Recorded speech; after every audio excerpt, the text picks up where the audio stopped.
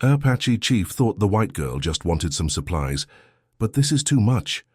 She stepped into the camp like someone who feared nothing, her boots trailing dust across sacred ground. He believed she only came for medicine and flour, nothing more than a desperate traveler seeking aid. But the way she looked at the warriors, at the weapons, at the chief himself, it spoke of something far deeper.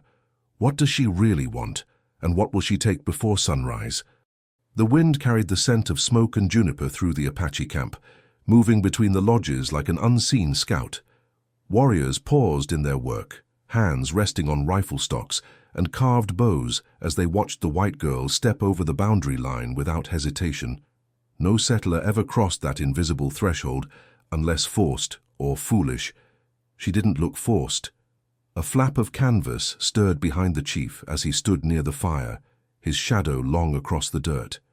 He had seen many who came seeking aid, merchants with trembling voices, wounded soldiers hiding shame beneath bandages, even deserters begging for water. They all came with fear in their eyes. She did not bring fear. Dust clung to her skirt, travel worn but intact. A satchel hung at her side, not empty but full, carefully tied shut. She didn't limp. She didn't shake. She walked like someone who had already counted the cost of being here and found it acceptable. The young warriors tightened their grip on their rifles, ready for a signal. None came. The chief said nothing, only watched her cross the last few steps toward the fire circle where no outsider was permitted to stand. She stopped just at the edge of the light and spoke, voice steady. "I need supplies." Supplies. A simple word spoken across countless campfires, but something in the way she said it made even the wind seem to pause. She didn't plead, she didn't bargain. She delivered it like a statement, not a request. The chief studied her closely. "Supplies cost more than coin," he said. She met his gaze without flinching. "I know the cost." Warriors exchanged glances. The air between them shifted. Requests were one thing, promises were another. And promises spoken before witnesses bound more tightly than chains. The chief took one step forward, slow and deliberate, testing her resolve without touching a weapon. "You come for flour." "For medicine, for water?" he asked. Her eyes flicked to the tents, to the stacked crates reserved only for those who had proven loyalty to the tribe. Then she looked back at him. "No," she said. "I came for more than that." The camp fell silent. She had not just crossed their land, she had crossed a line no outsider had ever dared speak aloud. The silence that followed her words wasn't empty. It was sharp, stretched tight like a drawn bow. Warriors exchanged slow, deliberate glances, as if waiting for the chief to give the slightest nod that would turn this moment from conversation to capture. The chief didn't nod. Instead, he stood still, arms folded, watching her like a hawk watching something that might be prey or might be fire. "Outsiders take only what we allow," he said, low and controlled, "and they ask for little if they are wise." She didn't look away. "I'm not here to be wise." A murmur rippled through the watching warriors. One of them, younger and too quick with his temper, took a half step forward, hand tightening on his Winchester. She didn't flinch. The chief raised a hand, not to threaten her, but to still his own men. Obedient, they froze, but their eyes remained hard and fixed on her. He studied her a moment longer, reading posture, breath, intent. Her boots were travel-worn but well-kept. No settler girl walked like that. Her satchel straps had been repaired twice, careful stitching done by hand, not factory work. She wasn't aimless. She wasn't lost. "You carry no flag of truce," the chief said. "I carry what I need," she replied. "And what do you think you need from us?" Her gaze moved past him this time, not at his face but to the weapons resting near the fire, to the scouting maps carved into bark laid out on the ground, to the horses tied just beyond the circle. Her eyes lingered not on food or bandages, but on rifles. "I need more than flour or water," she said quietly. "I need what you don't trade with white towns." That made them shift. One of the older warriors spat into the dirt, muttering in Apache under his breath, a word that translated roughly to foolish or dangerous. The chief narrowed his eyes. "You speak like someone who knows what she asks. You speak like someone who thinks she understands." She stepped forward one pace, crossing fully into the fire circle, a breach of space so bold that several warriors immediately reached for their rifles. She lifted her hands, not to surrender, but to show she had no weapon drawn. "I know exactly what I'm asking." The chief's voice lowered, heavy as smoke. "Then speak it. Say it in full, so all here can hear." She drew a breath, slow. The wind rustled the canvas of the tent behind him, like the land itself leaning in to listen. Then she said it. "I want your protection. Not medicine, not coin, not charity. Protection." The warriors went still. Not confused, not offended, interested. The chief's expression didn't change, but something behind his eyes did. He tilted his head slightly. "Protection from what?" he asked. She didn't hesitate. "From the men who wear your rifles," she said. "The ones who ride with sheriff badges and call themselves law." A dark flicker passed through the warrior's eyes. Recognition. The white girl had not come to hide from savages. She had come to stand with them. "How you want us to shield you from your own people?" the chief asked. She nodded once. "Not shield. Stand." Her voice didn't rise. It didn't carry desperation. It carried something else, conviction forged by whatever she had seen before she crossed into this camp. The chief stepped closer until he stood only a few feet from her. The fire crackled between them, casting his face in shifting lines of shadow and light. "No white girl has ever stood under our rifles and lived long enough to speak twice," he said. She met his gaze. "Then let me speak once and make it count." A long pause followed. Wind pushed smoke between them. The chief finally spoke. "You ask for too much." She lifted her chin. "So I know." The chief looked over his shoulder at his warriors. One by one, they nodded, some sharply, some slow, their eyes measuring her like they were measuring iron. The chief turned back to her. "Then you will pay in more than trade." She didn't look away. "I brought more than coin." Her hand moved slowly toward the satchel. The warriors tensed, and the fire caught a sudden gust, flames rising as if something unseen had just stepped into the circle with them. Her fingers paused at the satchel's strap, aware of every eye fixed on her. She didn't rush. Slow movements were the difference between negotiation and gunfire. The chief raised one hand, stopping his warriors from reacting before she even touched the clasp. He wanted to see what she thought was worth bringing into an Apache war camp in place of coin. She unlatched the satchel. What she drew out was not food, nor cloth, nor medicine. It was a rifle, not an Apache rifle. A cavalry-issued Spencer repeating rifle, polished, oiled, and wrapped in cloth to keep the dust from the mechanisms, military property. She held it not like a trophy, but like an offering. A ripple of reaction moved through the warriors. Some stepped closer, instinctively drawn by the craftsmanship. Others stiffened, reading the truth immediately. This girl had taken a weapon from the very men who hunted them. She laid it down between herself and the chief, across the firelight. "I didn't steal supplies," she said calmly. "I stole this." The chief did not look down at the rifle. He looked only at her. "You carry a soldier's gun," he said. "I took it from a soldier's hands," she replied. This time the reaction was sharper. A few warriors stepped forward, not in aggression, but interest. Rarely did any outsider bring something taken in open defiance against cavalry ranks. The chief finally lowered his gaze to the rifle. The Spencer's metal glinted like water under moonlight. A weapon like that could feed 10 warriors, protect 20, shift the balance of a raid. "How you expect protection in exchange for one rifle?" the chief asked. She shook her head. "Not one," she said. She pulled back the satchel flap further. A second rifle, wrapped just like the first, then a third. Gasps, low and quiet, moved through the camp like sparks across dry brush. The chief's jaw tightened just slightly, the only sign of surprise he allowed. 3 military rifles, stolen clean. That wasn't scavenging. That was infiltration. "You want shelter under my fire," the chief said slowly, "and you bring me war instead." "No," she said. "I bring choice." The fire popped between them. Sparks arched into the night. The chief stepped forward until he stood at the very edge of the rifles, heat from the fire flickering across his coat. "You speak as if you know what choice costs here," he said. She met his gaze, steady. "I know that your people are hunted. I know that the rifles taken from your dead are sold back to the men who killed them.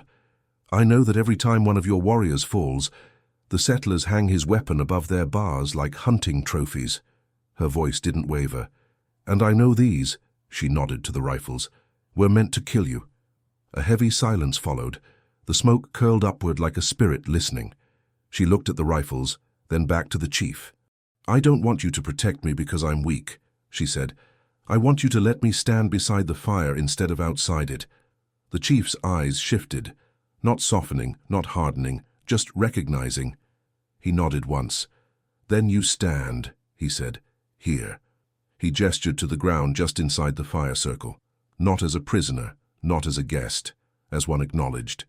She stepped over the line without hesitation.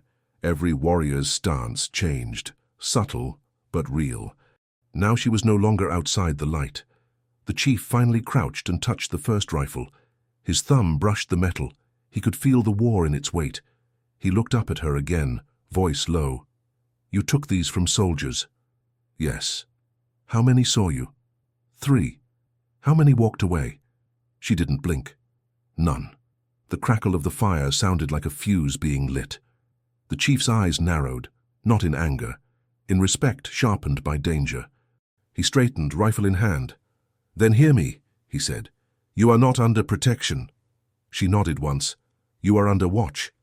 She understood. That was the only way anyone entered Apache ground and lived long. The chief held up the rifle, and the warriors closed in, not on her but around her, forming a circle that was not a trap. It was something older, a trial by presence. The fire roared higher, flame bending toward the rifles like it knew what had just been set into motion. The circle closed around her, not as a cage, but as a test. Each warrior's face flickered in the firelight, their expressions carved from dusk and battle. They stood like stone markers on an ancient path, judging without speaking. The chief held the first rifle in his hands, weighing it like a man who had buried too many taken weapons to be easily impressed. He turned it once, checking the receiver, the barrel, the trigger wear. Then he handed it off to a war scout, who inspected it with the precision of someone who knew exactly how cavalry fought from the other end of the barrel. The girl didn't look away. She stood still, dust on her boots, smoke rising behind her like the breath of something watching from the dark. The war scout examined the second rifle next, eyes narrowing when he found a mark near the stock, a scratched letter, shallow but deliberate, a C. The chief saw it too. His gaze flicked sharply toward her. "You marked this rifle," he said. She nodded. "Before I took it." The warriors exchanged quiet glances. That was not looting. That was intent. "You left a sign," the chief said slowly. "I left a message," she replied. "What message?" She met his gaze. "That the next weapon taken from your dead will carry that same mark, so they know which hands will come for it." A stillness fell, deeper than before. One of the elder warriors, face lined like dry riverbed, stepped closer. "You claim us as your future dead?" he asked. She didn't look away. "No, I claim them as your future dead. If they keep riding that way." The elder held her gaze for a heartbeat. Then he nodded once. The chief took the third rifle, his fingers tracing the metal like reading a prophecy. "You could have run," he said, "changed your name, gone east, married, bowed your head." She did not flinch. "I chose fire instead." The chief understood that in a way few men did. Running made you disappear. Fire made you remembered. He lowered the rifle. "You say you want to stand," he said. "Then there is something you must see." He gestured to a warrior at the edge of the circle. The warrior nodded and disappeared into the shadows. Moments later, he returned carrying something heavy wrapped in cloth. He set it down between them. The chief untied the cloth slowly. Inside, scorched wood, a broken rifle stock, split clean in two, burned along one side, Apache ceremonial markings carved into its surface. A weapon taken from their dead, recovered from a settler's trophy wall and burned to erase the shame before burial. The chief looked at her. "This was ours," he said. Returned with laughter. He stepped back. "You brought us iron," he said, "but iron alone does not earn fire." He gestured to the broken rifle, then to the ones she brought. "Which do you carry now?" "This." He touched the split, burned relic. Or these. The fire crackled, flame reflecting in her eyes. She stepped forward.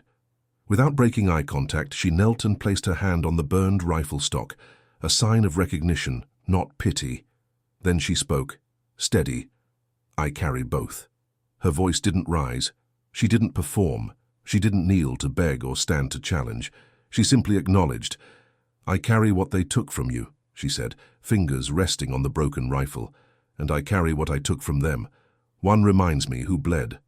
The other reminds me who will—" The elder warrior exhaled through his nose, approval quiet, like smoke leaving a long-controlled fire. The chief's eyes held hers. "Then stand," he said again. She rose. "This night," he said, stepping back and lifting one of the rifles she brought, "you are not judged by our law." He raised the weapon high, letting the firelight catch its metal. "You are judged by the fire." The circle of warriors shifted, not closing in, but enclosing her. The chief handed the rifle to the elder, who lifted it skyward as if offering it to the night itself. The Apache didn't accept outsiders with words, they accepted them with flame. And somewhere beyond the firelight, drums began to sound, slow, measured, like a heartbeat waiting to see if she would match its rhythm. The drums weren't loud, not yet. They began as a slow pulse carried through the earth, more felt than heard. The warriors stepped back in a measured arc, forming a wider ring around the fire, their shadows stretching long across the dirt like spirits called to witness. No one spoke now. This wasn't talk. This was ceremony. One of the younger warriors approached the fire with a burning brand, tracing a slow circle in the dirt around the rifles she had brought and the broken relic of the one burned in shame. The firelight caught the smoke rising from the brand, spiraling upward like a signal to the unseen. "This circle," the elder said, "is not for trade." The chief stood beside him, rifle still raised briefly before lowering it with reverence. "It is for testing." He pointed to the 3 rifles she had brought, then to the broken one. "We know what was taken from us," he said. "We know what you took from them. But fire sees more than iron." She stepped forward, crossing the line of flickering torchlight. The chief handed the rifle she brought to the warrior on his left. The man weighed it, checking the chamber, the barrel, the wear in the trigger. Then he passed it on.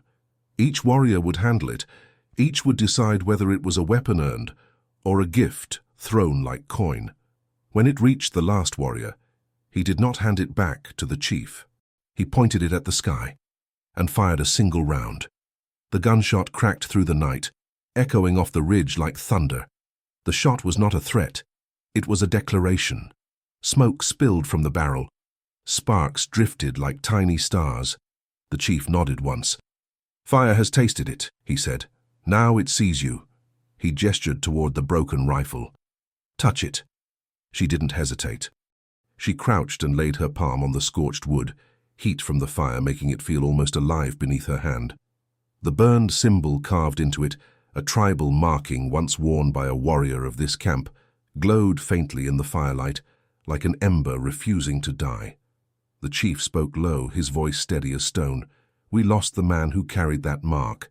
Settlers took his weapon, nailed it above their door. They called it justice." She didn't look away. "I saw it," she said, all eyes sharpened. The chief's gaze narrowed. "You saw it." "I tore it down before I took theirs," she said simply. A shift in the air. Sand stirred at the edge of the fire circle. Several warriors exchanged glances. That detail had not been spoken before. "You broke their wall," the elder said. "I broke their pride," she corrected. The chief studied her for a long moment, then turned and lifted the burned rifle stock high, holding it like a banner of the fallen. He brought it down slowly, laying it across the 3 rifles she had delivered, burned past and stolen future. Touching. One of the younger warriors began to strike the drum harder now, the rhythm tightening, quickening. The circle of fire threw shadows that danced around them like the spirits of warriors long gone. The chief stepped back into the ring of light, his voice rising not as a shout, but as something ceremonial, heavy with meaning. "You came asking for protection," he said, "but you brought us more than need." He turned the burned rifle so its mark faced the flames. "You brought us a name without fear." She stood still. the fire painting her face in alternating bands of shadow and flame, like a warrior being tested before war. The chief lowered his voice, speaking not to her alone but to the land around them. Then let the fire decide if she stands with us or burns with them. The drums stopped. All sound fell away. She looked at the rifles, at the burned stock, at the circle of warriors watching not with hatred, but with expectation. This was no longer a trade. This was a crossing, a space between two worlds. She stepped forward, and the fire bent toward her. The fire leaned toward her as though drawn by its own curiosity. Heat curled against her skin, sharp and dry. Sparks lifted into the night and vanished into the black sky above the camp. No one moved. The drums had stopped, leaving only the steady crack of burning wood and the whisper of the wind across the mesas. The chief spoke first, voice quiet, but deep enough to reach every man in the circle. "Fire does not care for words," he said. "It listens to courage." He nodded once toward the flames. "Step closer." She didn't hesitate. Her boots sank into the dust at the fire's edge. Heat pressed hard against her face. Her hair caught the orange glow, and the smell of smoke and sweat filled her lungs. She could feel their eyes on her, not waiting for her to burn, but to see if she belonged. The chief reached into the circle and drew a brand from the coals, a length of wood blackened except for the glowing tip, its end alive with fire. He held it out between them. "This," he said, "is the mark of choice." She stared at the burning brand. The firelight reflected in her eyes. "If I take it," she said, "I choose to stand. If you drop it," he said, "you choose to walk." The warriors murmured low, their breath blending with the rising smoke. The test was simple, old, the kind that separated those who spoke from those who meant it. She reached forward. The heat bit her fingers before she even touched the wood. Still, she took it. The fire hissed where her skin met the brand, the air trembling from its glow. The chief didn't blink. "Hold it!" Her arm shook slightly under the weight. Smoke curled upward in ribbons. He stepped closer. "What do you carry, white girl, that burns worse than this?" Her voice was steady. "Regret. And what do you seek in its place?" "Rest." The answer wasn't one the warriors expected. Rest was not a word of conquest. It was the word of someone who had been running too long. The chief studied her face, saw that she didn't flinch from the fire, didn't look for pity, just endurance. He reached out, grasped her wrist and turned it slightly so the flame lit the old scar across her palm, half-healed, jagged. "This wound," he said quietly, "it is not from battle." "No," she said, "from a rope." That silenced even the drums, still faintly echoing from the ridge. The Apache knew the kind of rope she meant, not the kind that pulled weight, but the kind men used to hang warnings in daylight. The chief released her wrist. "Then you already carry flame." He gestured toward the circle. "Drop it and you stay. Hold it too long, and you burn." She looked at the fire, at the glowing coal between her fingers, trembling now from heat. The pain was sharp and clean, searing through skin, through memory, through every word ever spoken to break her will. She drew in a breath through her teeth, then turned and thrust the brand into the earth beside the burned rifle. The flame hissed, steam rising as it sank into the dirt. Smoke coiled upward in a slow spiral, fading toward the stars. The chief nodded once. She stands. No cheer, no shout, only the soft rustle of wind and the low hum of breath escaping 100 waiting lungs. The warriors relaxed, their circle widening again. The chief looked around at his men, then back at her. "From this night," he said, "no one touches you without answer from me." Her expression stayed still, unreadable. She wasn't relieved, she wasn't proud, she was simply tired. The elder warrior stepped forward, placing the burned rifle into her hands. She looked down at it, at the cracked wood, the blackened carvings. He said, "Carry this so you remember the first fire you did not run from." She nodded once. Her hands shook slightly from the pain, but didn't drop it. The chief turned to the others. "Let the camp know the circle is closed." The warriors dispersed into the shadows, their figures fading into the tents and fires beyond.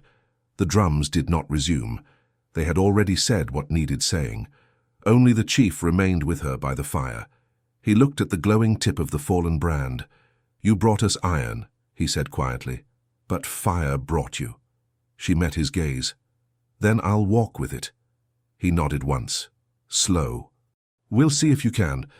The wind carried away the smoke, and behind her, unseen, the horizon began to pale with the first color of dawn. The first color of dawn bled slowly across the horizon, turning the camp into a landscape of gold and ash. Smoke still rose from the dying fire, thin ribbons curling around the air like remnants of a dream. The warriors moved quietly now, no drums, no words, just the sounds of morning rituals. Horses snorted. Metal clinked softly as weapons were cleaned and laid in rows. The girl sat near the ashes, her burned hand wrapped loosely in a strip of hide. Her eyes followed the faint glow of the embers, seeing something more than light there. Memory, maybe, or warning. The chief approached without ceremony. His shadow stretched over the ground, long and sharp. "You didn't sleep," he said. She didn't look up. "Did you?" "Chiefs sleep when they can," he said. "But the fire doesn't rest. It watches." She turned her hand slowly, the skin red and blistered across the palm. Then it saw me hesitate. He crouched near the fire, poking at the ashes with the end of a stick. "It saw you stay." They watched the embers breathe one last sigh before fading to grey. After a moment, she spoke again. "I meant what I said. I'll stand beside your people." The chief's voice came low. "You stood in fire once. The next test does not burn. It cuts." Her eyes lifted to his. "Then show me." He studied her, searching, testing the depth behind her words. "There is a raid coming. Cavalry moves east, cutting through the arroyos. They ride heavy, with wagons. You brought their rifles. You will know their mark." "I know it," she said. He nodded slowly. "Then you will ride with us, not as prisoner, not yet as kin, but as fire's witness." The phrase hung in the air, fire's witness. It wasn't a title given. It was a burden earned. She said nothing, but her posture straightened. Not pride. Readiness. The chief stood. "If you ride without the safety of your skin. When they see you among us, they will not think of mercy." "They already don't," she said quietly. He almost smiled. Almost. "Then perhaps you belong." From behind the tents came the soft clatter of bridles and the steady snort of horses being readied. The camp was alive again, not with fear but with purpose. Every movement deliberate, every sound part of a rhythm older than any law written on paper. The girl rose, shoulders square, the burned rifle strapped across her back. It looked wrong there, an outsider carrying a weapon sanctified by ritual, but no one stopped her. One of the younger warriors approached, his face still half-shadow. He handed her a canteen. "Water," he said. She took it, nodding once. Their eyes met, his suspicious, hers steady. He waited for her to drink first. When she did, he nodded back, a silent acknowledgement, not acceptance, but the beginning of it. The chief walked toward the corral, calling out orders in short bursts of Apache. The men mounted swiftly, dust rising beneath the horses' hooves. The girl followed, her steps slower, cautious. She hadn't ridden with warriors before. But she understood what it meant to move as one, to become part of something that did not need her name to remember her. When she reached her horse, the chief handed her a small pouch tied with sinew. "What's this?" she asked. "Coal from the fire you stood in," he said. "Carry it. If you live, you return it to the earth. If you fall, it marks where you burned." She closed her fist around it. The warmth pulsed faintly through the hide. They rode out before the sun cleared the ridge. The world was still cold enough for their breath to show in clouds, vanishing as fast as it formed. The camp behind them shrank into silence, only smoke marking where they had stood. She rode near the center of the line, close enough to hear the low murmurs of the warriors, far enough to keep her thoughts her own. The burned rifle on her back tapped softly against her shoulder with each stride. The chief rode ahead, a dark figure against the lightening sky. His coat shifted in the wind, and beneath it hung the same kind of rifle she had brought, The same metal, same make, only scarred by years of survival. They crossed dry land in silence, heading toward the narrow canyon where the cavalry would pass by midday. The girl glanced once at the horizon, where pale sun bled through the dust. She had crossed into a place beyond her people's reach. There would be no law to protect her now, only what she had chosen. The chief didn't look back, but his voice carried across the wind. "Before today ends," he said, "you will see what protection costs." She tightened her grip on the reins. The horse beneath her snorted, hooves striking stone, and the sound of their march faded into the canyon's throat, where sunlight dies first. The canyon swallowed them whole, its walls steep, carved by centuries of wind and flash floods, the color of rusted blood. The Apache riders moved in silence, every hoofbeat swallowed by dust, every breath of wind carrying their scent away from the ridgeline. The girl rode in the middle, close enough to hear their short signals, clicks of the tongue, low whistles, hand gestures that spoke more than any word. The chief led them from the front, a dark figure against the growing light. He didn't look back often, but when he did, it was never to check his men. It was to see whether she still followed. She did. The burned rifle on her back tapped lightly against her shoulder with each movement, like a reminder of what she carried and who watched. By mid-morning, they reached the upper rim of the canyon. From there, the world opened. Below, a long stretch of plain shimmered with heat. Dust trails wound across it, soldiers, wagons, horses, a slow procession moving east toward the trading post. The flags on their poles barely stirred. The chief raised his hand. The riders halted, the sound of reins creaking the only noise.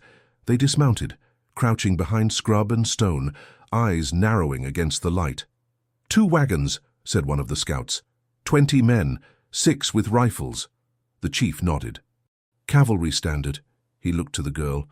"Your mark, you know their trail." She studied the pattern of dust, the weight of the prints. Supply column, munitions in the second wagon, officers in the first. "You've seen them before." "I used to serve them," she said. That made one of the younger warriors turn, surprise flickering across his face. "You wore their colors." "For a while," she said. "Until I learned what color blood really is." The chief's eyes didn't change, but his silence said enough. He understood what kind of woman would walk away from that and into a place like his camp, not lost, transformed. He gave a short order in Apache. 2 riders broke off immediately, disappearing into the dry brush to flank the wagons from the east. Another pair moved south, cutting through a ravine. He turned to her. "You'll ride with me." She nodded once, pulling her bandana up over her mouth to keep the dust from her lungs. They waited. The sun climbed higher, bleaching the rocks pale, the air shimmering in waves. Time stretched thin as bowstring tension. Every heartbeat felt counted. The cavalry wagons drew closer, their wheels grinding through sand, the creak of wood carrying up the canyon. The first rider appeared around the bend, blue coat, hat low, rifle across his saddle. She recognized the insignia. "Fort Briggs," she whispered. "Outpost west of the San Juan." The chief glanced at her. "You know their captain?" Her throat tightened. "Yes." "What kind of man?" "The kind who thinks mercy is weakness." The chief nodded once. Slow. "Then fire will meet fire." He raised his hand. A hawk's cry split the sky, and then motion. The canyon erupted with life. Apache riders surged from the rocks, their war cries rising like thunder. Horses broke from cover in waves. The girl felt her own horse lunge beneath her as the chief kicked forward, descending the slope in a storm of dust and noise. Gunfire shattered the silence. The first shot tore through the wagon cover. Another struck stone, sending shards into the air. She leaned low against her horse's neck, the wind ripping through her hair, the world blurring around her. The chief's voice rang out once, sharp as a knife. "Hold the trail!" The girl pulled her rifle free, the burned wood rough against her shoulder. She aimed not at faces, not at random, but at the man riding beside the lead wagon, the one she knew. Captain Alden, the man who once gave her orders, the one who told her the Apache deserved no treaty, no trust. Her finger hovered over the trigger. But before she could fire, the chief's voice cut through again. "Smoke first!" From the ridge above, two warriors lit oil-soaked bundles and hurled them into the dry grass near the wagons. The brush erupted in flame, smoke billowing thick and black, blinding the cavalry line. The girl's horse skidded to a halt, rearing. She steadied it with her knees, eyes narrowing through the haze. The Apache didn't fight to kill, not this time. They fought to drive the enemy back, to send a message. The soldiers fired wildly into the smoke. Bullets hissed past her, cutting through the air like angry insects. One struck a rock to her right, splintering it. She swung down from the saddle and crouched low, reloading with practiced motion. The chief rode through the chaos like someone made of shadow and flame. His horse cut tight circles around the wagons, forcing the soldiers into confusion. The warriors' movements were coordinated, fluid, each one disappearing and reappearing from cover, as if the canyon itself fought beside them. The girl saw Alden dismount, coughing through smoke, barking orders. "Hold the line! Form ranks! Don't break!" His voice carried even through the noise. It was the same voice that once gave her a uniform, the same voice that told her she'd never survive without it. She raised the rifle again, breath steady, the crosshairs trembling slightly over his chest. A flicker of movement, her finger tightening. But then the chief's voice again, closer this time. Not him. She turned. He was beside her, eyes steady even in the chaos. "He leads men. Cut his legs, not his throat." She understood. Leaders die once. Legends die slower. She lowered the sight, aimed for his knee, and fired. Halden went down hard, the rifle slipping from his hands. The line collapsed. Soldiers shouted, scrambling to form new ranks, but the smoke grew thicker, choking visibility. Horses bolted. One wagon caught fire, flames licking the tarps, ammunition inside crackling as cartridges cooked off. The chief gave a short whistle. The sound cut through everything. Retreat. The Apache riders peeled away, silent again, vanishing into the same canyon they had come from. The girl followed, her horse leaping through dust and shadow. Behind them, the smoke twisted up toward the sky, black against white. By the time the soldiers regained control, the Apache were gone, ghosts retreating into the rocks, leaving only burning wagons and confusion. They rode for miles before the sound of gunfire faded entirely. When they finally stopped, the horses were slick with sweat, nostrils flaring. The chief dismounted and turned to her. "So you didn't kill him?" "You said not to." He nodded. "Good. Dead men can't spread fear." She wiped the sweat from her brow, her burned hand throbbing beneath its wrapping. "He'll come after you." "He'll come after you," the chief said. "He knows your face now." She nodded. "Let him. I know his too." For a long time, no one spoke. The warriors checked their weapons, whispering low, the adrenaline still humming in their blood. The chief stood at the canyon's edge, looking back toward the smoke that still stained the far horizon. The girl came to stand beside him.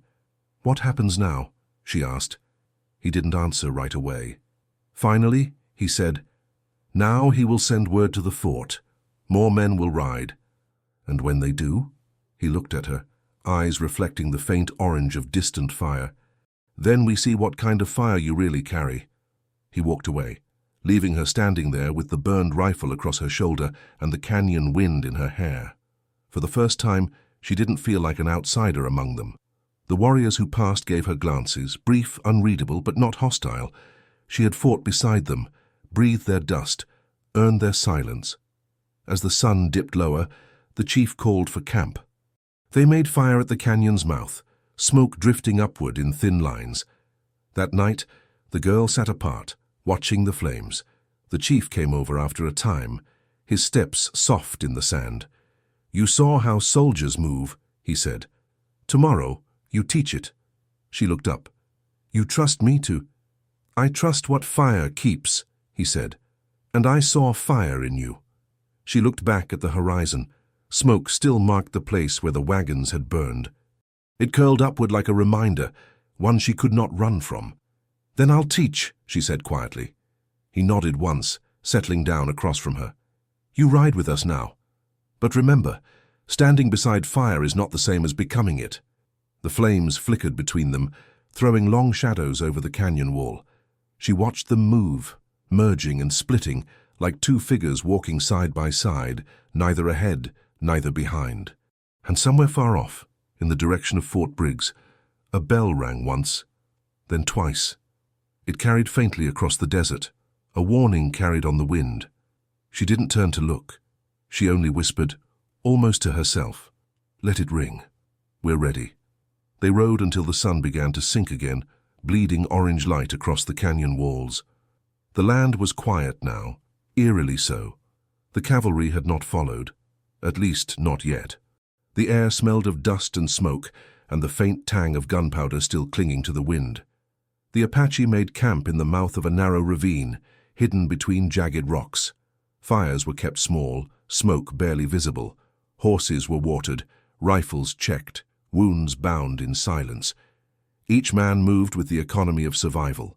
Nothing wasted, nothing said that didn't need to be. The girl sat alone near the edge of the camp, her burned rifle resting across her knees. Her hands ached. Skin split from the ride and the earlier test by fire. The pain no longer frightened her, it anchored her. She could still see Alden's face when the bullet struck him. Shock, disbelief. He hadn't thought her capable of pulling the trigger. He'd been wrong, but the look in his eyes before he fell stayed with her. Not fear, recognition. Like he'd seen something of himself reflected back and hated it. The chief approached quietly. He didn't ask permission to sit beside her. He simply did. His presence, heavy as dusk, said more than words. "You've been quiet," he said. She didn't look up. "Quiet safer." "For some," he said, "not for fire." She glanced at him. "You think that's what I am?" He stared into the dying light. "You burn where others run. Fire does not ask permission to exist." She gave a dry laugh. "And fire destroys what it touches." The chief turned his head slightly, eyes on her face. So does silence. They sat that way for a while, the sound of crickets rising, the occasional horse stamping the ground. In the distance, a coyote called, its cry echoing against the stone. Finally, she spoke again. "When I was a child, my mother told me that a person could choose their own kind of death, slow and hidden, or fast and remembered." The chief nodded. "And which did you choose?" "I think I chose wrong," she said softly. "No," he replied. "You just chose early." She looked down at her hands, the scars, the dirt beneath her nails. "Do you ever regret what you've done?" He thought for a moment before answering. "Regret belongs to the living. I walk with the dead too often to waste it." He leaned forward, throwing a small twig into the embers. "But I remember." "That is enough." The wind shifted, carrying the faint echo of hooves far distant but real. Instinct moved through the camp like a ripple. Warriors straightened, rifles raised, eyes sharp. The chief stood, hand resting on the knife at his belt. He listened, motionless. Then he nodded. "Scouts," he said quietly. "Returning." Moments later, two riders appeared through the ravine's shadow, their horses lathered and eyes wide from the pace. They dismounted quickly, speaking in rapid Apache. The girl couldn't understand the words, but she read the tension in their movements. When they finished, the chief's expression hardened. "What is it?" she asked. He turned to her. "Alden lives." She swallowed hard. "And he rides west with more soldiers, not to hunt us." He paused. "To make an example." "Of what?" He met her gaze. "Of mercy. He will burn every settlement that helped feed us, every ranch that traded water or shelter. He'll call it justice." She stood. "Then we stop him." "You think we can fight the whole column?" "I think we don't have a choice." The chief looked at her for a long moment. Then he gave a single, sharp nod. "You wanted to stand beside the fire," he said. "Now you will." He turned and called orders to his men. The camp shifted instantly, warriors moving with precise rhythm. Saddles tightened, rifles loaded, supplies gathered. The wind picked up again, carrying the scent of storm somewhere far to the north. The girl retrieved her rifle and slung it over her shoulder. The barrel felt heavier now. She knew what was coming. Not glory, not victory. Just the inevitable weight of consequence. As she mounted her horse, the chief came alongside her. "When fire meets storm," he said, "one dies, or both change."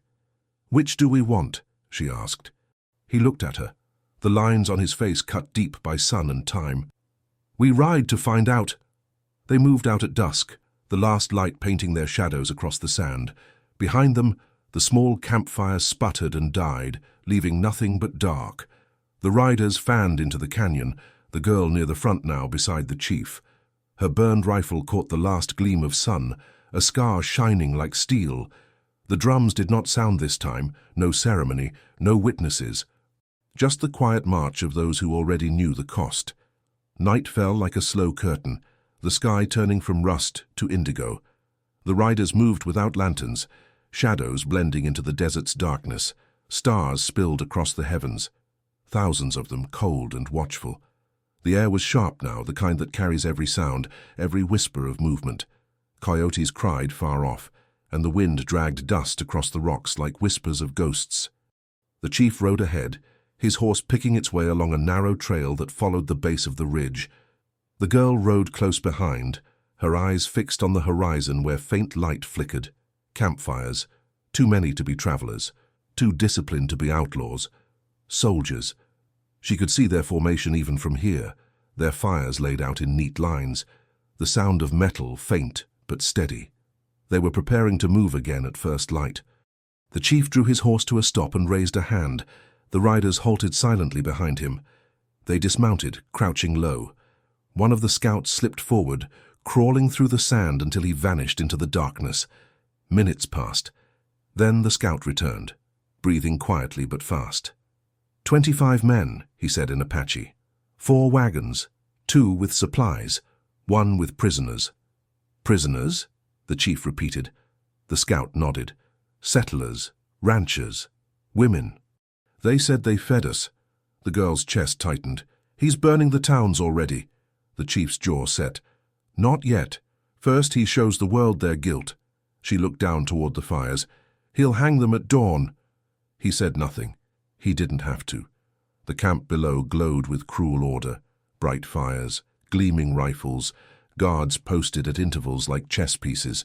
She could almost hear Alden's voice from here, calm, commanding, righteous. The chief turned to his men. We can't take them all head on, but we can cut the head from the snake. He looked at her. You know their movements, their patterns. She nodded. He sleeps light. 2 guards near his tent. Change every hour.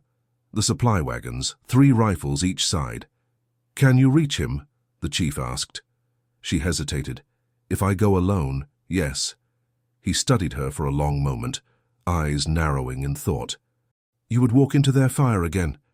I already walked through yours, she said quietly. The faintest flicker of a smile touched his lips. Then the fire chose well. He gave her a short nod. You'll go ahead. When the second watch changes, we move. She slid from her horse, crouched and checked her rifle. Her fingers moved with practiced precision, loading, cleaning, checking each bullet by touch. The chief handed her a small knife, bone handle, Apache carving. Far quiet work, he said. She took it without a word and slipped into the darkness. The camp seemed to pulse as she approached, each step bringing the sound of boots, the faint laughter of guards, the clink of metal cups. Smoke drifted low to the ground, stinging her eyes. She moved through it like shadow, close to the earth, feeling each grain of sand shift beneath her palms. The first guard yawned near the wagon, rifle slung carelessly across his chest. She waited for the wind to stir, then moved, one quick step, one smooth strike. The knife caught his throat before sound could escape. She dragged him behind a barrel, covered the blood with sand. She took his rifle, his hat, his silence. Then she moved closer to the main tent. Inside, the faint glow of a lantern flickered across the canvas. 2 figures were outlined, Alden and his aide. Their voices carried low. No treaty, no negotiation, Alden was saying. They want justice. We'll show them what it looks like.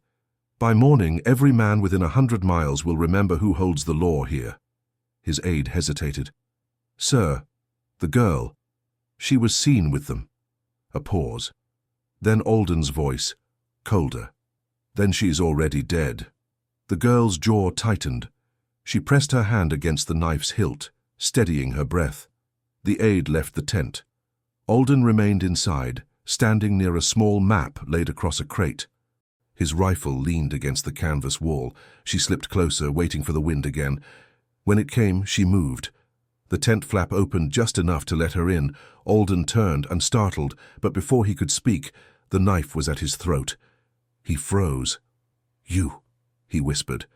She said nothing. He smiled faintly. "You think this changes anything? You shoot one officer, another takes his place.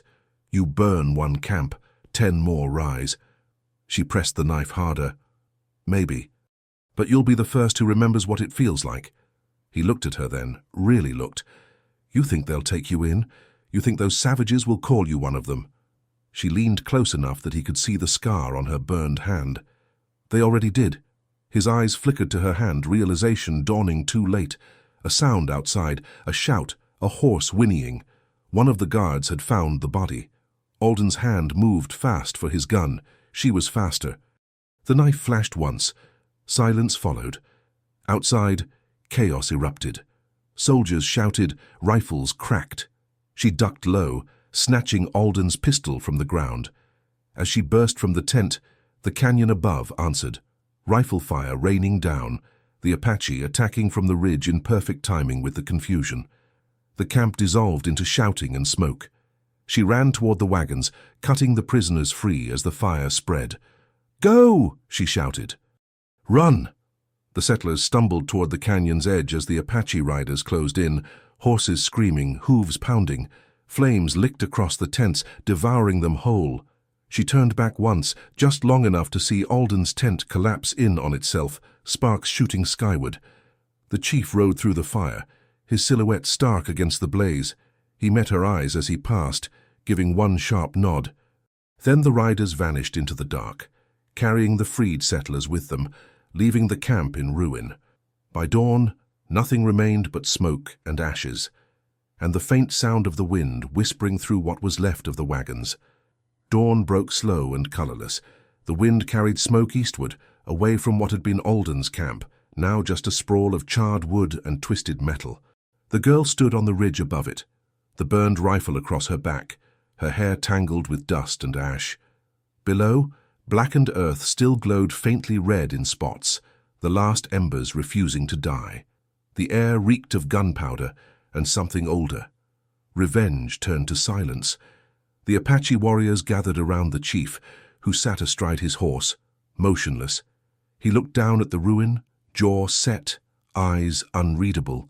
The fight was done, but no one celebrated. Victory wasn't a word they used. The land didn't care who lived or who bled on it. The girl stepped forward, stopping beside him. "It's finished," she said quietly. He turned his head toward her. "Nothing ends," he replied. "It only changes shape." She followed his gaze toward the canyon's mouth, where faint figures moved through the haze. Settlers, the prisoners she had cut free, making their way west towards safety. They didn't look back. Maybe they didn't know who had saved them. Maybe they didn't want to. "They'll tell stories," she said, half true, half wrong. The chief's mouth curved slightly. "Stories keep the dead alive longer." She looked at him. "And what about the living?" "They carry the weight," he said simply. A gust of wind tore through the ridge, lifting ash into the air. It spiraled between them like gray snow, settling in her hair, in the horse's mane, in the folds of the chief's coat. For a long while, neither spoke. Finally, she asked, "What happens to me now?" The chief dismounted slowly, his boots pressing into the ash. "That depends," he said. "You asked for protection. You earned something heavier." "What's heavier than protection?" "Belonging," he said. The word hit her harder than she expected. It wasn't offered like a reward. It was a burden, an oath. The kind that tied her to this land, its fire, its silence, its ghosts. He walked to where the ashes of Alden's tent still smoldered. With his knife, he carved a mark into the dirt, a spiral, open on one side. The symbol for those who had walked between two worlds and survived neither unchanged.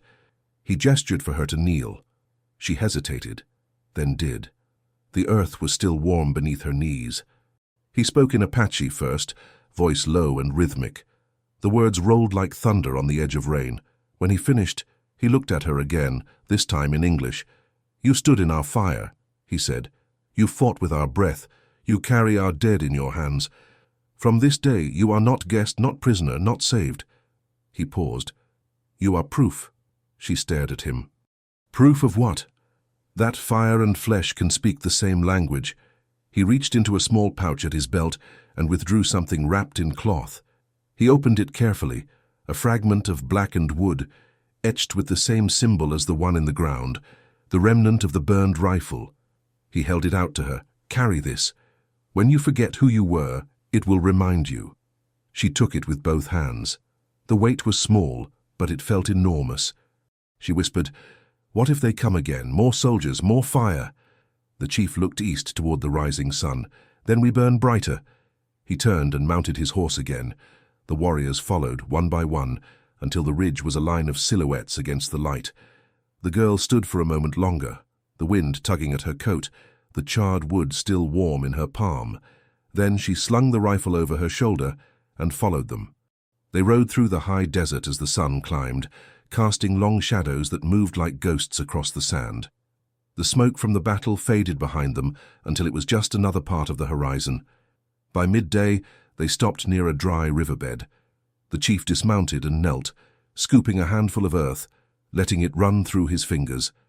"The river returns after the rains," he said. "Until then, it remembers where it flowed." She knelt beside him. "And us?" He looked at her, eyes steady. "We remember too, or the fire forgets us." She nodded slowly, understanding without needing translation. The wind shifted again, carrying the smell of juniper and faraway rain. The world felt wide, wounded, alive. They rode on. Behind them, the canyon slept under its blanket of ash. Ahead, the land opened to endless miles of dust and sun. And somewhere between the two, the girl realized that for the first time in her life, she wasn't running from the fire. She was riding with it. The girl traveled east for 2 days, following the faint path that wound through sage and stone. The land changed slowly, trading red dust for pale grass and long, brittle plains. She rode alone now, no banners, no tribe, no law. The silence stretched wider than the sky. Only the wind and the creak of saddle leather kept her company. She passed no towns, only ruins of them, abandoned posts stripped for timber, wells choked with sand, the bones of burned-out wagons lying half-buried. The aftermath of the army's justice. The world Alden had promised was already dying before he did. At night, she camped near a dry creek bed. Coyotes watched from the ridges, their eyes reflecting firelight. She didn't mind their presence. The sound of breathing, even from beasts, was better than silence. She cleaned her rifle, tended her horse, and tried not to remember the screams from the soldiers' camp. Sleep came shallow. Dreams came loud. She saw again the moment before the flames took Alden's tent, the flash of his eyes, the half-formed word on his lips, regret maybe, or something uglier. Every time she woke, her hand went automatically to the burned rifle beside her, to remind herself what side she'd chosen, and what it had cost. On the third morning, she found tracks in the sand, fresh ones, hooves, not boots, Apache. She followed. The trail led her to the mouth of a canyon half hidden by rockfall. Inside, the air was cool, shadowed, carrying faint echoes, human voices, distant but familiar. She led her horse slowly forward until the path opened into a wide basin where the Apache had made camp again. They had returned to ground she didn't recognize. The chief's men moved quietly between tents, sharpening blades, preparing horses, trading water skins. It wasn't a camp meant for rest. It was a place meant for waiting. The chief stood near the center, bareheaded, speaking low to his lieutenants. When he saw her, he didn't smile, but his eyes acknowledged her presence like a returning fire after a long night. "You came back," he said simply. She dismounted. "You knew I would." "I hoped," he said. "Fire leaves ashes, but it also leaves light." She glanced around the camp. "You're moving again." He nodded. "The army's anger spreads. They'll call us murderers, thieves, devils. We'll vanish north where they can't find us. And the settlers we freed, they made it across the river. Some spoke your name. She frowned slightly. They don't know it. They named you anyway, he said. Fire woman. She almost laughed. That's not a name, it's a warning. Maybe both, he said. They walked together toward the edge of camp, where a ridge overlooked the open plains. From there they could see far, the long sweep of desert stretching toward the horizon, the faint shimmer of distant dust where cavalry patrols rode. You think they'll stop? She asked. The chief's voice was quiet. Men like Alden never stop. They just change faces. He looked at her then, studying her carefully. You know their world. You speak their language. You could walk among them again. She turned sharply. And do what? Pretend none of this happened. He held her gaze. No. Speak what happened. Tell them what fire taught you. She looked away. They don't listen. They will, he said, when the truth walks in wearing their own dust. She hesitated, feeling the pull of two worlds tearing at her, the one behind her, full of smoke and loyalty, and the one ahead, full of lies she used to call home. If I go back, she said quietly, they'll hang me. He nodded. Maybe. But not before they hear you. For the first time, she saw something in his eyes that wasn't command or challenge. It was faith, the kind that believed in storms finding balance after they've burned everything down. The wind shifted, carrying the smell of rain somewhere far off. The land needed it, so did they. He said, the fire gave you a name. Now you must decide what to do with it. She tightened her grip on the burned rifle's strap. If I ride back, I won't be one of them. Then ride between, he said. Like the wind, like the fire. Both destroy, both heal. They stood in silence for a long time, the plains before them vast and endless.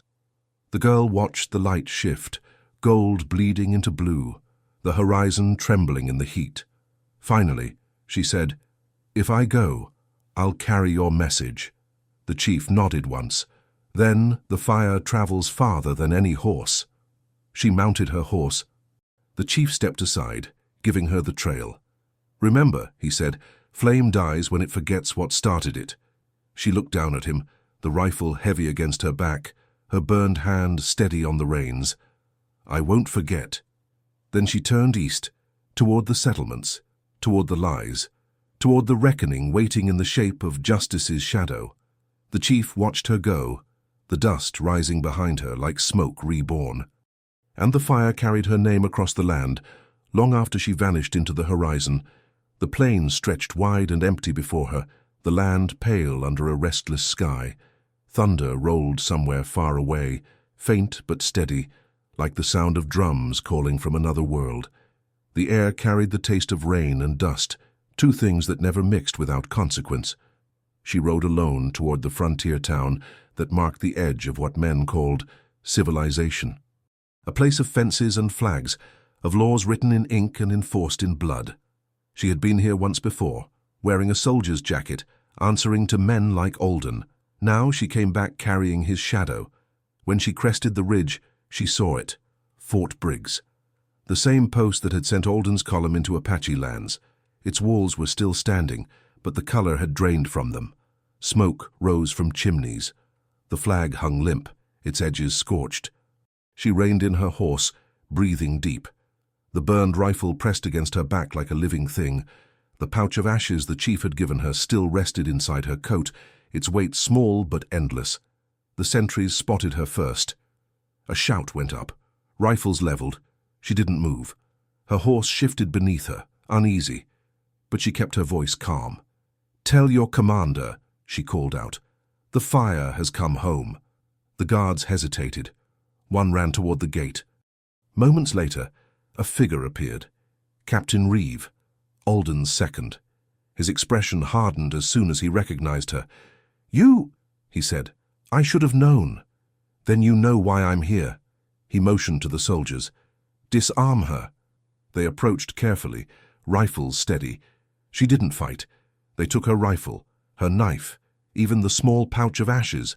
One of them sneered when he felt the soot inside. "What's this?" "Everything you burned," she said.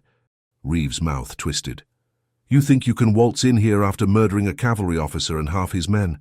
"He murdered more than that," she said quietly, "and you know it." Justice was served. "No," she said. "It was sold." He stepped closer, his eyes sharp with anger. "You rode with them, savages, traitors.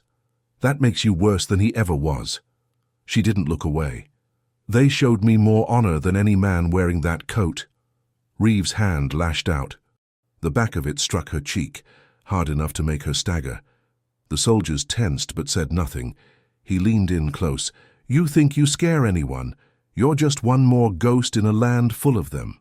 "Then you should have learned not to anger ghosts," she whispered. The sound came then, distant, rolling, unmistakable, thunder, but not from the sky. The earth trembled under it. The soldiers froze, listening. Reeve turned toward the plains. Dust. A wide, spreading wave of it rising on the horizon. Riders, Apache. He swore under his breath. "Impossible." She smiled faintly through the blood on her lip. "You said they were ghosts." The alarm bell rang out, echoing through the fort. Men scrambled to the walls, shouting, loading rifles. Horses screamed. Reeve grabbed her arm, dragging her toward the gate. "What did you do?" "I didn't bring them," she said. "You did. The fire follows where you strike." He shoved her to the ground, drawing his pistol. "If they come closer, you die first." The gate shook with the first rifle shots. Dust filled the air. Arrows hissed through the open gaps, burying themselves in wood. A shout went up from the watchtower, panic, chaos, the same noise that had filled the canyon. She crawled to her knees, eyes fixed on the gate. The soldiers were firing wildly now, blind through smoke and fear. Then the gate burst inward.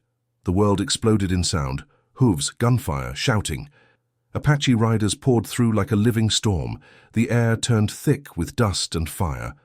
Reeve fired into the smoke, screaming orders that no one heard. The girl rolled to the side, grabbing the rifle of a fallen soldier. Her burned hand screamed in pain, but she lifted it anyway, found her mark through the chaos, and fired. The shot hit Reeve square in the shoulder, spinning him back against the post. His pistol fell. He stared at her, disbelief spreading across his face. "You don't belong to anyone," he gasped. She stepped closer, smoke swirling around them both. "That's the point." She raised the rifle again, but before she fired, the thunder above them broke. Rain. A sudden downpour, hard and heavy, slamming into the dirt, washing blood and ash together until they were indistinguishable. The gunfire slowed. The riders pulled back, retreating into the storm. The battle ended as quickly as it began. The fort burned, its walls cracked, its flag half torn. The surviving soldiers stumbled through mud and smoke. The Apache vanished into the mist as silently as they'd come.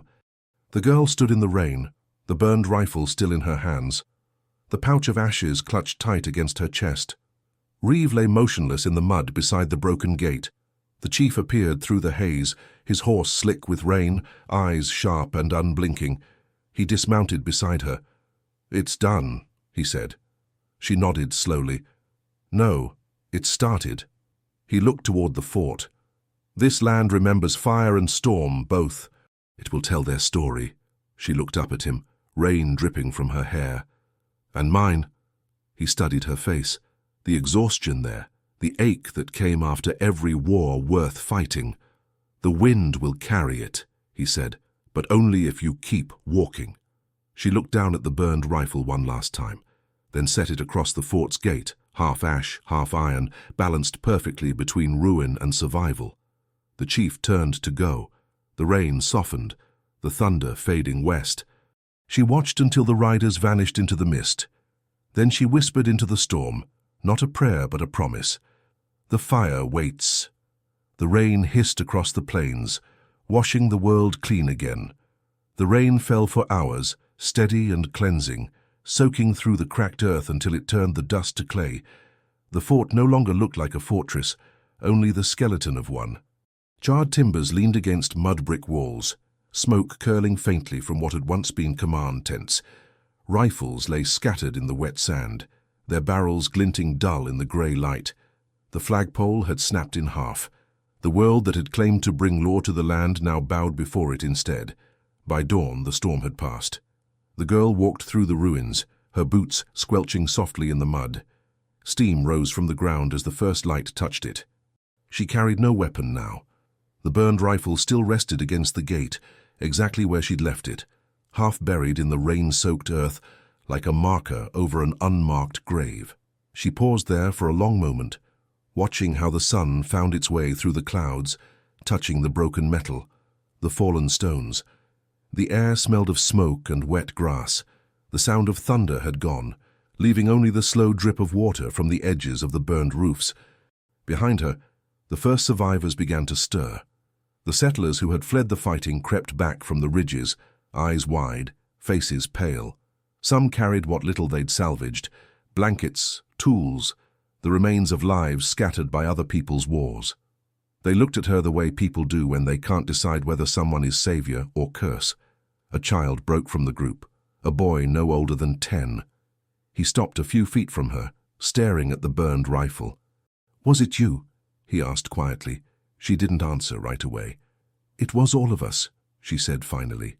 "And the land." He nodded solemnly, as if he understood, then turned and ran back to the others. The chief appeared on the far ridge as the sun climbed higher. He had returned alone, a single figure against the pale sky. His horse stood still behind him, breath visible in the cool morning air. He didn't ride down, he only watched, a gesture of farewell, not of command. The girl lifted her hand slightly, a small motion, almost hesitant. He nodded once in return, then turned his horse westward, disappearing over the rise. The wind carried his departure like smoke fading from the fire's edge. For a long while, she just stood there. The silence that followed wasn't the kind that comes after battle. It was the silence of beginning again. She reached into her coat and drew out what remained of the pouch the chief had given her. The ashes inside had hardened with the rain. Black dust fused into faint grey stone. She knelt by the rifle and pressed the lump into the mud, burying it beside the weapon's stock. "Fire keeps its promise," she murmured. The clouds began to break. Sunlight spilled over the valley, gold and soft, painting the ruins in warmth instead of ruin. Birds wheeled high above, the first sound of life returning to a place that had forgotten it. The settlers would rebuild, maybe. The soldiers would send more men, maybe not. But the land would remember, it always did. The girl turned toward the open road that cut through the plains, the same path she had taken weeks ago when she crossed into Apache country for the first time. Only now the air smelled different, less of dust, more of rain. She walked, no horse, no followers, no trail of fire behind her. Just the sound of her boots pressing into wet earth and the wind brushing against her shoulders. Every few steps, she looked back, not out of doubt, but to see how far the smoke had thinned. Each time, it was less. Each time, the sky grew wider. At the ridge, she stopped and looked east. The horizon shimmered. Towns waited beyond it.